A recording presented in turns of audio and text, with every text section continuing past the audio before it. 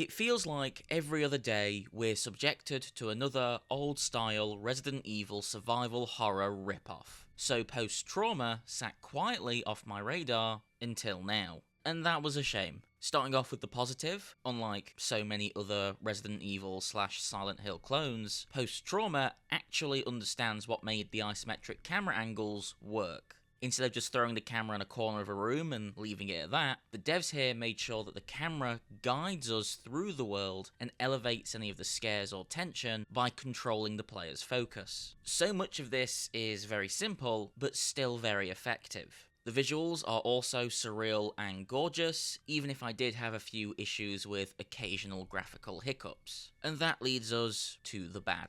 These types of survival horrors are rarely lauded for their combat, but post-trauma really drops the ball when it comes to battering monsters to death. The inclusion of a lock-on and dodge mechanic are welcome additions that alleviate some of the genre's difficulties with movement in combat, but I never really needed them, since once you've figured out a safe angle and distance from a creature, you can just keep tapping the hit button, or the shoot button, until you've bashed it to bits. Sometimes that doesn't always work out, since the stamina meter can prevent you from swinging, giving the enemies time to bite back. Which is where we possibly start to fall back into those combat problems the genre knows and loves. But for many survival horror fans, hard combat that necessitates you taking hits are considered more of a feature than a bug. So take what I've said about that as you will. I've not got much to say about the story, since it's exactly what you'd expect from a horror game in this subgenre, with a story that highlights the post-psychological effects of trauma. The visuals, however, do an excellent job of telling and endearing the player to that traumatic narrative. I also enjoyed that they included both first and third person perspectives, since it feels like a small nod to Resident Evil's success at both viewpoints. It also periodically changes the game design up a little, avoiding any potential build-up of tedium. All in all, I'll happily add this to the list of indie horrors that, while having their issues, still scratch that old-school survival itch. Personally, I'd suggest Phobia before this, especially when comparing game length, but both are good choices, and I recommend this one, Tim.